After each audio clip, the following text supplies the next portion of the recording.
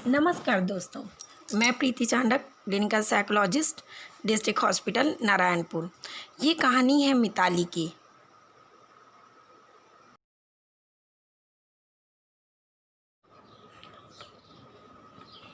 जो कि जिला नारायणपुर में रहती है। मिताली हमेशा से एक प्यारी, सुलझी एवं खुशमिजाज औरत थी। उसका घर हमेशा व्यवस्थित एवं साफ सुथरा सिमटा हुआ होता था। उसके बच्चे हंसते खेलते हुए नज़र आते थे और मोहन, मिताली का पति, बहुत ही नेक इंसान था। मगर आहिस्ता आहिस्ता मिताली बदलने लगी। उसे घर की परेशानियां बहुत बोझ लगने लगी। मिताली ने अपने दोस्तों को घर पर बुलाना कम कर दिया। उसका किसी से मिलने को दिल नहीं चाहता था। फिर धीरे धीरे मिताली अपने रूटीन से हटने लगी, जिससे घर का माहौल ख़राब होने लगा। हर वक्त वो अपने बच्चों पर गुस्सा करने लगी एवं पति से लड़ाई करने लगी। हर वक्त मिताली के मन में नकारात्मक विचार आने लगे। रात में ठीक से नींद नहीं आती थी। ऐसा लगता था जैसे शरीर तो सो रहा है परंतु दिमाग कहीं और चल रहा है। मिताली हर वक्त थकी हुई रहती थी। भूख भी कम हो गई थी। अब घर भी गंदा रहने लगा था। मिताली ने खुद के साथ साथ पति और बच्चों का ख्याल रखना छोड़ दिया था। उसका मन उदासी से भर गया था। जिंदगी उसे बोझिल लगने लगी थी। इन सब से मोहन बहुत चिंतित रहने लगा।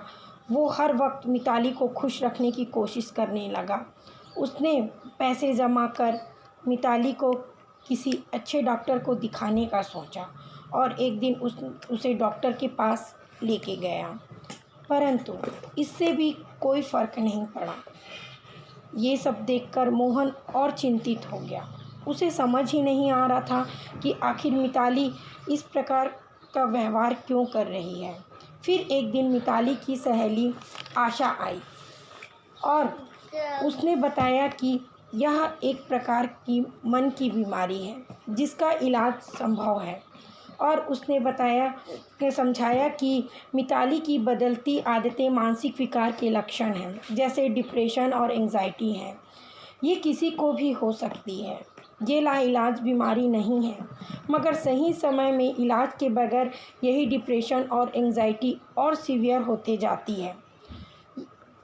ये यहाँ नारायणपुर जिला अस्पताल में स्पर्श क्लिनिक संचालित है, जहाँ पर इस प्रकार के मानसिक विकार का इलाज किया जाता है, जहाँ काउंसलिंग और दवाओं से तथा साइकोथेरेपी देकर इन परेशानियों का हल निकाला जाता है और ज़िंदगी में सुकून और फ्रेशनेस वापस लाई जाती है। मिताली ने काउंसलिंग के ज़रिए इलाज शुरू करवाया और 4-5 सेशन के बाद उसकी ज़िंदगी अपने रूटीन पर आने लगी।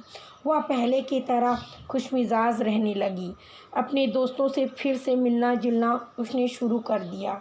घर को भी उसने फिर से सुंदर और व्यवस्थित रखना शुरू कर दिया।